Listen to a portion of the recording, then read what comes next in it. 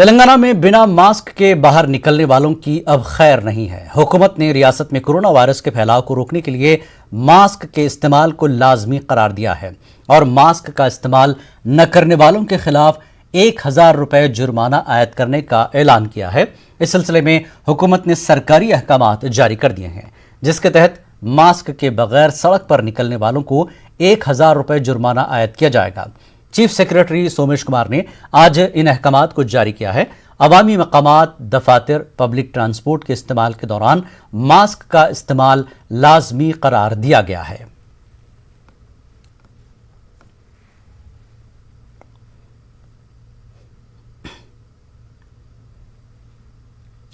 तेलंगाना में आलमी वबा कोरोना वायरस के मामले 3000 के पार हो गए हैं। गुज़श्ता 24 घंटों के दरमियान 3187 ताज़ा मामले दर्ज किए गए हैं और साथ ही 7 अमवात हुई हैं।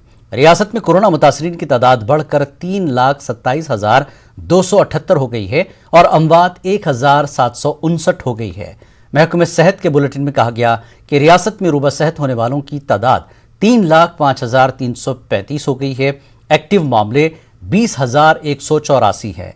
1 करोड़ से ज्यादा नमूनों की जांच की गई है। जीएचएमसी हुदूद में 551 ताज़ा मामले दर्ज किए गए हैं। बकाया मामले रियासत के दीगर अजला में सामने आए हैं।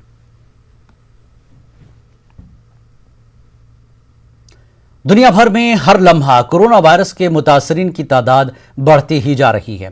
मुतासरीन ने आलमी वबा से महफूज रहने के लिए मास्क के इस्तेमाल को लाजमी करार दिया है, लेकिन हैदराबाद के मार्केट्स और आम मकामात पर अक्सर लोग बिना मास्क के देखे गए। हुकूमत की जानिब से मास्क इस्तेमाल न करने पर चालान का भी आवाम पर असर नहीं दिखाई दे रहा है। पुलिस की जानिब से खुसूसी मुहिम चलाई जा रही है, लेकिन आवाम की अक्सरियत को मास्क का इस्तेमाल नहीं करते देखा गया। मुतासरीन की तादाद बढ़ रही है, अस्पतालों में हुजूम देखा जा रहा है, लेकिन लोग कोरोना से बेखौफ होकर अपनी मसरूफियात में देखे जा रहे हैं।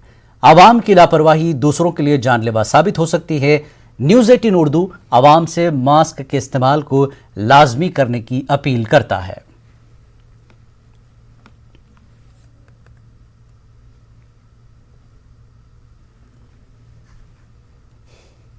नागार्जुन सागर ज़िमनी इंतखाब के लिए तशहीरी मुहिम जारी है। मरकजी वजीर अर्जुन राम मेघवाल ने बीजेपी उम्मीदवार के हक में मुहिम चलाई।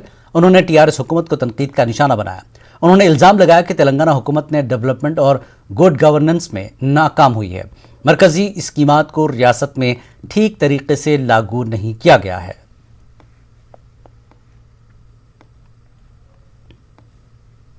डेवलपमेंट चाहे रोड का हो, चाहे पावर कनेक्शन का हो, चाहे जल जीवन मिशन का हो, और गुड गवर्नेंस भी नदारद था। मैंने पूछा आपके कच्चे हाउस पक्के क्यों नहीं बने, और मैंने जब तेलंगाना सरकार के कुछ अधिकारियों से वार्ता की तो पता चला कि प्रधानमंत्री आवास योजना को इन्होंने लागू ही नहीं किया ढंग से। अब प्रधानमंत्री आवास जैसी योजना जो पूरे देश में लागू है, 2022 तक प्रधानमंत्री जी ने कहा था सबके हम कच्चे मकान पक्के कर देंगे, वो यहां लागू ही नहीं है। और उन्होंने कहा था हम स्टेट की प्लान लाएंगे, वो भी लागू नहीं हुआ, तो बहुत से लोगों के मकान कच्चे रह गए। ट्राइबल एरिया में विशेष करके वो परेशानी में है। वो प्रधानमंत्री की स्वच्छ भारत मिशन का टॉयलेट जरूर बन गया, लेकिन उनमें भी वो कह रहे हैं कि पेमेंट पूरा नहीं आया, क्योंकि ओडीएफ घोषित हो गया और ओडीएफ घोषित होने के बाद पेमेंट नहीं आ पाया। ये कुछ ऐसे बैड गवर्नेंस के विषय मुझे देखने को मिले। मैं ट्राइबल एरिया में था, लोगों ने कहा कि हमारी पॉपुलेशन तेलंगाना में बढ़ गई और 6% हमारा रिजर्वेशन है। हमारी डिमांड जब से तेलंगाना बना तब से 12% करने की है। और केसीआर ने क्या किया कि साथ में माइनॉरिटी को जोड़ करके गवर्नमेंट ऑफ इंडिया में भेज दिया। जो प्रपोजल एक्सेप्टेबल नहीं हो सकता, ऐसे गुमराह करने का प्रयास किया। मैं राजस्थान से आता हूं, मुझे पता है कि जिन जिलों में ट्राइबल पॉपुलेशन ज्यादा है, हमने वहां रिजर्वेशन बढ़ाया है और वो बढ़ा सकती है राज्य सरकार, लेकिन उन्होंने माइनॉरिटी के साथ मिक्स करके इसको भी मिक्सर बनाने की कोशिश की और इधर उनको भी कहा कि हम आपको रिजर्वेशन बढ़ा रहे हैं, उधर बढ़ाने का माइनॉरिटी को भी उस मिक्सर में डाल दिया, दोनों को भी कोई फायदा नहीं हुआ और गेंद जो है वो भारत सरकार के पाले में डाल दी। ये कुछ ऐसे उदाहरण हैं जो बैड गवर्नेंस अब फील्ड में नजर आ रहे हैं धीरे धीरे। Tribal university, government of India की घोषित यूनिवर्सिटी, लेकिन उसको भी लागू नहीं करना, तो ट्राइबल जो यूथ है उनमें बड़ा आक्रोश था। मैंने देखा कि ये क्या किस तरह का विषय है, ट्राइबल यूनिवर्सिटी तो बननी चाहिए। ये एरिया जहां मैं घूम रहा हूं, नागार्जुन सागर जो विधानसभा का एरिया है, वहां ट्राइबल पॉपुलेशन बहुत साइजेबल पॉपुलेशन है। तो ये जो डेवलपमेंट और गुड गवर्नेंस, इन दो मुद्दों पे आपकी तेलंगाना में ये सरकार बनी थी, उसमें एक इमोशन था कि तेलंगाना राज्य की स्थापना हुई, वो एक अलग विषय था, लेकिन डेवलपमेंट और गुड गवर्नेंस और दोनों ही फील्ड में स्वच्छ बड्डी यानी स्वच्छ स्कूल्स का सिद्दीपेट में आगाज किया गया है। तेलंगाना के वजीर खजाना टी हरीश राव ने स्वच्छ बड्डी का आगाज किया। उन्होंने कहा कि सिद्दीपेट में जनूबी हिंद का पहला स्वच्छ स्कूल कायम किया गया है, जिसमें बच्चों के साथ मर्दों और औरतों को साफ सफाई की तालीम दी जाएगी।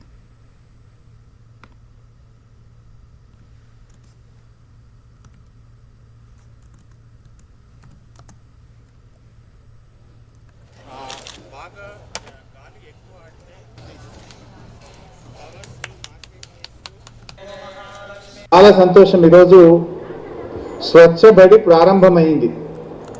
జనరల్గా బడి అంటే మనకేం తెలుసు, పిల్లలను స్కూలుకు తోలేది బడి. పాఠశాల అనగానే చిన్న పిల్లలను స్కూలుకు పంపించేది పాఠశాల అని మనకు తెలుసు. కానీ ఈ బడి అట్లాంటి బడి కాదు. ఈ స్వచ్ఛ బడిలో పిల్లలే కాదు, పెద్దలను కూడా ఈ బడికి తీసుకొచ్చి పాఠాలు చెప్తాం. పిల్లలు వస్తారు, మహిళలు వస్తారు, పురుషులు వస్తారు, వయో వృద్ధులు కూడా వచ్చేటువంటి పాఠశాల మన స్వచ్ఛ బడి. స్వచ్ఛ బడి జనరల్గా స్కూల్ అనగానే మనం ఏమనుకుంటాం, స్కూల్లో లెక్కలు చెప్తారు, సోషల్ చెప్తారు, తెలుగు చెప్తారు, ఇంగ్లీష్ చెప్తారు, హిందీ చెప్తారు అని జనరల్గా స్కూల్ అంటేనే పాఠ్యాంశాలు బోధించేది స్కూల్ అని మనం అనుకుంటాం. కానీ ఈ స్కూల్లో పాఠ్యాంశాలు చెప్పం, చెత్త గురించి చెప్తాం. చెత్తను ఎలా సెగ్రిగేట్ చేసుకోవాలి, చెత్తను ఎలా ఎరువుగా మార్చాలి, చెత్తను ఒకవేళ సక్రమంగా డిస్పోజ్ చేయనప్పుడు అది ఎంత ప్రమాదకరంగా మనను మింగేస్తుందో, ఎంత ప్రమాదకరమైనటువంటి పరిస్థితులకు దారి తీస్తుందో మీకు అర్థమయ్యేటట్టు చెప్పేదే ఈ స్వచ్ఛ బడి. స్వచ్ఛ బడిలో ఏం చెప్తాం, రేపటి నుంచి ఇవాళ ప్రారంభం చేసుకున్నాం. దక్షిణ భారతదేశంలోనే మొట్టమొదటి స్వచ్ఛ బడి మన సిద్దిపేటలో ఈరోజు ప్రారంభం చేసుకున్నాం. ఈ స్వచ్ఛ బడి ఎవరి కోసం? పట్టణ ప్రజల కోసం. మీరందరూ ఆరోగ్యంగా ఉండాలి, మీ జీవితాలన్నీ ఆనందమయంగా ఉండాలి. పట్టణంలో ఎక్కడ కూడా ప్లాస్టిక్ కానీ, చెత్త కానీ, మురికి నీరు కానీ, మురికి కాలువలు కానీ, పనికిరాని వ్యర్థ పదార్థాలతో దుర్భరమైనటువంటి పరిస్థితి పట్టణంలో ఉండొద్దు.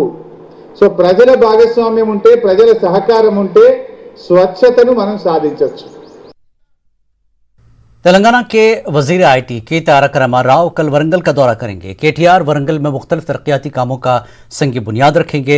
रियासती वजीर ग्रेटर वरंगल में तकरीबन 1700 करोड़ रुपए के तरक्याती कामों का इफ्तिताह और संग बुनियाद रखेंगे।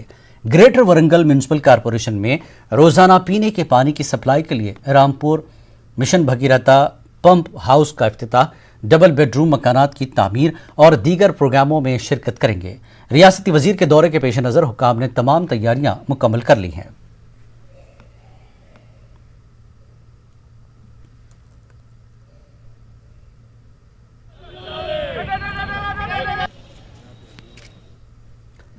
तेलंगाना के वजीर इंफॉर्मेशन टेक्नोलॉजी के तारक रामाराव ने बिजली के ट्रांसफार्मर की जद में आकर झुलस जाने वाले लड़के के इलाज के लिए अपने दफ्तर को फौरी हिदायत दी।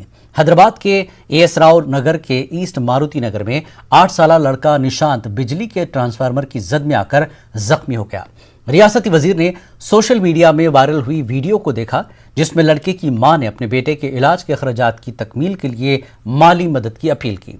इस सिलसिले में एक जहदकार समाजी कारकुन ने अस्पताल में जेर इलाज लड़के की तस्वीर को वजीर तारक रामाराव को ट्वीट किया और मदद की ख्वाहिश की, तो उन्होंने फौरी तौर पर इस पर रद्दमल ज़ाहिर करते हुए अपने दफ्तर को हिदायत दी कि इस सिलसिले में फौरी कार्रवाई की जाए।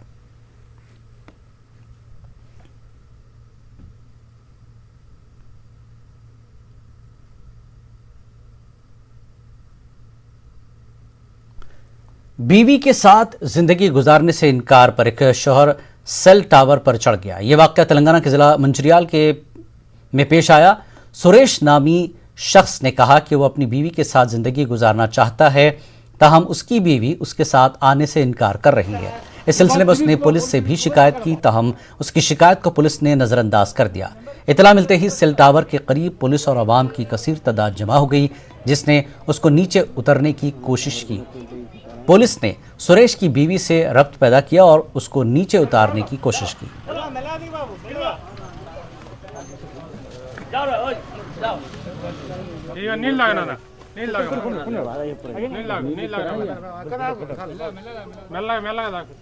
కూతురు లవ్ మ్యారేజ్ చేసుకున్నాను 2008లో. ఇద్దరు పిల్లలు, పాప ఒక బాబు. బాబుకి 9 years, పాపకి 5 years. మొన్న ఏమని చెప్పింది మా వైఫ్, బ్లాక్ లిస్ట్ లో పెట్టింది. పెట్టిన తర్వాత ఏం మాట్లాడినా, ఇక కలవట్లేదు. వేరే ఫోన్ నుంచి కాల్ చేస్తే ఎప్పుడు చూసినా 3 hours కాల్ బిజీ వస్తుంది. పవన్ అని ఇక్కడ మంచిర్యాల అతను, వాడికి నాకు ఇంతకుముందు లొల్లైంది. నేను లేనప్పుడు మా ఇంటికి వచ్చిండు. అప్పుడు పిచ్చ తిట్టిన. ఆ రోజు నుంచి ఇప్పటివరకు నాకు ఇదే లొల్లైతుంది సార్. ఇక మా మామయ్య ఇప్పుడు రేపో మాపో చనిపోతాడు, వాడే ఇంకో పెళ్లి చేసుకుని రెడీ అయింది. అట్లా చేస్తున్నాడు. నా లైఫ్లో అసలు ఏంది, మాది ఐతనార్లో ఓన్ హౌస్ సార్. అక్కడే ఉంటాం మేమంతా. మమ్మీ డాడీ చనిపోయాడు, మమ్మీ ఉంది, అన్నయ్య ఇంకో తమ్ముడు ఊర్లో ఉంటారు. కానీ తన కోసం నేను, మా వైపు నాకు కావాలని వస్తాను. మా మమ్మీ వాళ్ళు ఏదో పెళ్లి చేస్తుంటారు, అయినా చేసుకోవట్లేదు. పిల్లలు లేదు సార్. మొన్న కంప్లైంట్ ఇస్తున్నా సార్, 3 days ముందు కంప్లైంట్ ఇస్తున్నా, ఎవరు పట్టించుకోవట్లేదు సార్. నా లైఫ్లో అసలు ఏం సార్, నేను తెలంగాణ సార్, నల్గొండ జిల్లా పక్కా తెలంగాణ. నేను బయట వాళ్ళు ఏం పట్టించుకుంటారు సార్ డిపార్ట్మెంట్. నాకు మా భార్య పిల్లలు నాకు కావాలి సార్, మిగతా ఏం లేదు సార్. నాకు లొల్లి వాళ్ళ ఆస్తి కూడా 1,20 లక్షల పైన పోతుంది, అది కూడా నాకు 1 రూపాయి కూడా వద్దు. నా భార్య పిల్లలు నాకు పంపిస్తే చాలు। खबरों का सिलसिला जारी रहेगा एक ब्रेक के बाद।